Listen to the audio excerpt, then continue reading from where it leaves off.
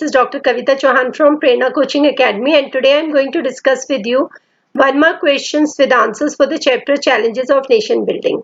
I have already uploaded 3 videos related to the explanation of this chapter, जिनके links description box में लिखे हुए हैं, और कुछ और videos भी हैं मेरे क्लास 12 पॉलिटिकल साइंस के लिए और इंग्लिश के लिए, जिनके लिंक्स मैंने डिस्क्रिप्शन बॉक्स में लिखे हुए हैं.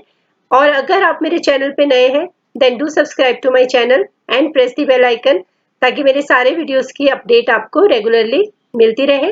So let's start with today's class. 1 mark questions with answers for challenges of nation building. What was the Indian independence aimed at? इस चैप्टर में हमने डिस्कस किया है कि क्या चैलेंजेस इंडिया ने फेस किए थे इंडिपेंडेंस के टाइम पे, और थोड़ा सा हमने फ्रीडम स्ट्रगल मूवमेंट के जो गोल्स थे उनको भी डिस्कस किया था. सो इंडियन इंडिपेंडेंस का एम क्या था? It aimed at unity, self determination and democracy.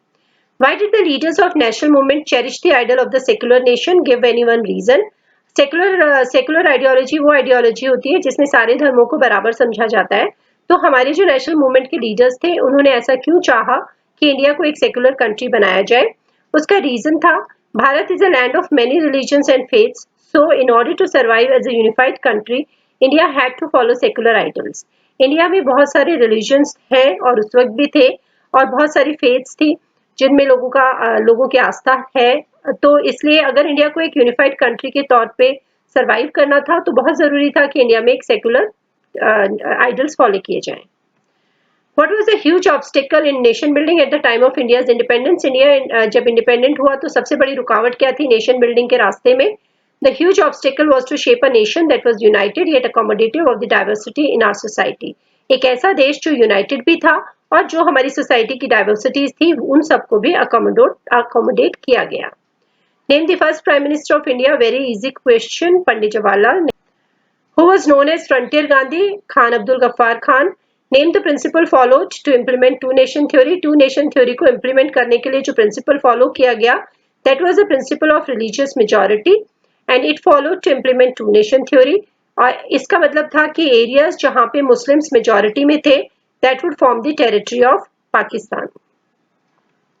Give the full form of NWFP and SRC. NWFP की full form है North Western Frontier Province. SRC की full form है States Reorganization Commission. It should be states. Name the first princely state which declared independence. So, children, when India became independent, there were 565 princely states in our country, and the Britishers left them with an option कि अगर वो चाहें तो पाकिस्तान में मिल सकते थे या फिर इंडिया में मर्ज हो सकती थी ये states, but they also had an option to remain independent. सबसे पहले जिस स्टेट ने इंडिपेंडेंस डिक्लेयर की वो स्टेट थी त्रावणकोर. उसके साथ साथ और भी कुछ स्टेट्स थी. Name the first deputy prime minister and home minister of India and what was he popularly known as? Sardar Vallabhbhai Patel. He was known as the iron man of India. He was the first home minister of our country and he played an important role in integration of princely states. What do you mean by instrument of accession? इसका ये मतलब था कि जो भी rulers थे princely states के, अगर वो इंडियन यूनियन का पार्ट बनना चाहते थे तो उनको एक एग्रीमेंट साइन करना था जिसको इंस्ट्रूमेंट ऑफ एक्सेशन के नाम से जाना गया. Name the princely states which did not agree to accede into the Indian union. Travancore के बाद कुछ और भी स्टेट्स थी जिन्होंने मना किया या जो नहीं एग्री कर रही थी कि वो इंडियन यूनियन का पार्ट बनेंगी. कौन सी ये स्टेट्स थी? ये स्टेट्स थी जूनागढ़, हैदराबाद, कश्मीर एंड मणिपुर. हैदराबाद के जो नवाब थे उनको निजाम के नाम से जाना जाता था, जो हेड थे. कश्मीर के राजा थे हरि सिंह और मणिपुर के राजा थे Bodhi Chandra. How is the issue of Junagadh merger solve? लेकिन जूनागढ़ थोड़े टाइम के बाद ही मर्ज हो गया इंडियन यूनियन में, और इसको कैसे सॉल्व किया गया? एक प्लेबिसाइट के through. Plebiscite basically is a device of direct democracy in which people are asked to give vote in favour of a proposal. What was decided at Nagpur session of Congress regarding formation of states? 1920 में ये session हुआ था नागपुर में, और पहले ही decide कर लिया गया था कि किस तरीके से स्टेट्स फॉर्म की जाएंगी. तो यहाँ पे लिंग्विस्टिक प्रिंसिपल को रिकॉग्नाइज किया गया था as the basis for formation of states. When and why was the State Reorganization Commission appointed? India की जो जोग्राफिकल अब डिवीजन थी उसको रीऑर्गेनाइज करना था, डिफरेंट स्टेट्स बनानी थी, उसके लिए ये स्टेट रीऑर्गेनाइजेशन कमीशन अपॉइंट किया गया था. When was the States Reorganization Commission Act passed? It was passed in 1956. How many states and union territories were created in 1956? इस एक्ट के पास होने के बाद इंडिया में कितनी स्टेट्स और यूनियन टेरिटरीज बनाई गई? 14 स्टेट्स उस वक्त फॉर्म की गई थी और 6 union territories. Name the 2 provinces which were divided by the government during partition. तो पार्टीशन के टाइम पे सबसे जो ये 2 लार्ज प्रोविंस थे हमारे पंजाब और बंगाल के, जिनको डिवाइड किया गया था। इनफैक्ट बंगाल का तो पहले डिवीजन 1905 में ही हो चुका था। ईस्ट बंगाल और वेस्ट बंगाल के नेम्स मतलब नाम से इसको जाना जाता था। Why was the Muslim League formed? Muslim League was formed to protect the interests of the Muslims in colonial India. What is meant by paramountcy or suzerainty of the British Crown? It means that the princely states enjoyed some form of control over their internal affairs, but at the same time accepted British supremacy. ये जो princely states थे Britishers के time पे इनको कुछ freedom मिली थी इनके internal affairs में, लेकिन उसके साथ साथ उन्होंने ब्रिटिश सुप्रीमेसी को भी एक्सेप्ट किया था। तो ये एक तरीके का अरेंजमेंट था ब्रिटिशर्स के बीच में और इन कुछ प्रिंसली स्टेट्स के बीच में, जिसको पैरामाउंसी के नाम से जाना गया। What was meant by princely states? ये princely states थी क्या? During colonial period there were several large and small states जिनको रूल करते थे प्रिंसेस और इनको जाना जाता था princely states के नाम से। Which 2 languages were spoken in Bombay state before it was divided in 1960? जब इंडिया इंडिपेंडेंट हुआ था तो उस वक्त महाराष्ट्र नहीं था, उस वक्त बॉम्बे स्टेट थी और 1960 में उसको फर्दर डिवाइड किया गया था। तो उस वक्त यहाँ पे 2 भाषा बोली जाती थी मेजॉरिटी में, गुजराती और Marathi. Name the movement which demanded the separate province for Andhra region. Andhra region को भी एक सेपरेट स्टेटहुड के लिए एक मूवमेंट चलाई गई थी और इस मूवमेंट को नाम दिया गया विशाल आंध्रा मूवमेंट का। इसके जो लीडर थे वो थे पोटी श्रीराम उल्लू और उन्होंने एक फास्ट भी किया था। फास्ट करते करते ही उनकी डेथ हो गई थी। Which state got divided on bilingual basis? Bilingual means जहाँ पे 2 भाषा मेनली बोली जाती है। किस स्टेट को डिवाइड किया गया था? बॉम्बे को। Name the original state from which the following states carved out. उन स्टेट्स के नाम बताओ जिनमें से गुजरात और हरियाणा को बनाया गया। गुजरात बनी बॉम्बे में से और हरियाणा बना पंजाब से।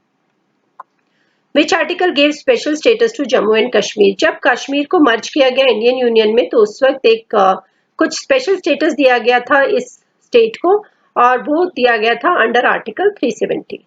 What is the present status of Jammu and Kashmir? लेकिन अब ये स्टेटस चेंज हो चुका है और Jammu and Kashmir became a union territory on 31st October 2019। यहाँ पे मैंने 3 इवेंट्स दिए हैं जिनके हमें ईयर लिखने हैं। Formation of Andhra Pradesh as an independent state, तो ये हुआ दिसंबर 1952 में। Merger agreement signed by Maharaja of Manipur, it was done in September 1949। Standstill agreement signed by Nizam of Hyderabad, it was done in 1947 November. Which among the following statements about the partition is incorrect? यहाँ पे 4 statement दी गई हैं, जो 3 है वो partition पे लागू होती है लेकिन एक नहीं होती है, वो आपको बतानी है। And the answer is the 4th one.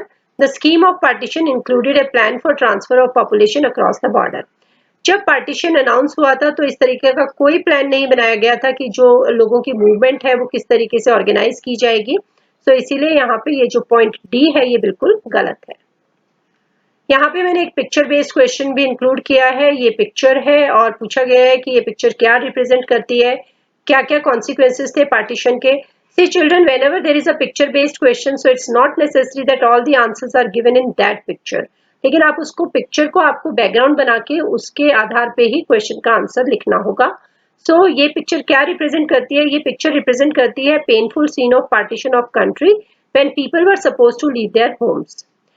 Consequences क्या थे पार्टीशन के? इस पिक्चर में डायरेक्टली कॉन्सिक्वेंसेस दिखाई नहीं दे रहे हैं लेकिन आपको लिखने हैं। सो पिक्चर बेस्ड क्वेश्चंस को आप इजी ना समझें।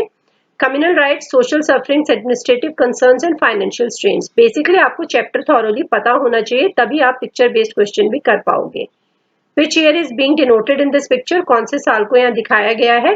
The year of 1947, most abrupt unplanned year in the history. यहाँ पे मैंने एक कार्टून बेस्ड क्वेश्चन भी इंक्लूड किया है। Identify the person in the centre of the cartoon and mention the challenge surrounding him. कौन है जो बीच में बैठे हुए हैं और ये क्या चैलेंज है जो उनको घेरे हुए है? The person is the first prime minister of India, Pandit Jawaharlal Nehru है ये। Who face the first and foremost challenge of integration of princely states and formation of linguistic states. India जब इंडिपेंडेंट हुआ तो ये मेन जो 2 चैलेंज उन्होंने फेस किए थे वो थे कि प्रिंसली स्टेट्स को इंडियन यूनियन में मिलाना और स्टेट्स को रिफॉर्म करना। What does this picture actually refer to? क्या है ये picture जो actually दिखाना चाहता है? The picture refers the problem of reorganization of states on linguistic basis with the fear of disintegration in the country. So इससे हमें ये दिखाई दे रहा है, मतलब अगर हम इसको कार्टून को दिमाग में रखते हुए पहले चैप्टर का कंटेंट याद करेंगे तभी हम इस आंसर को लिख पाएंगे. So it shows the problem of reorganization of states on linguistic basis with the fear of disintegration in the country. How did India avoid all these conflicts? India identified and responded to regional demands of the people and enhanced democracy by providing some autonomy to the states also. India ने इस problem को identify किया, regional demands को भी accept किया और democracy enhance करते हुए कुछ स्टेट्स को ऑटोनॉमी भी दी उनके इंटरनल मैटर्स में. इस तरीके से ये सारी प्रॉब्लम्स को फेस किया गया. So children, thank you so much for watching. This is all for today and stay tuned for more videos on question answers. Thank you so much.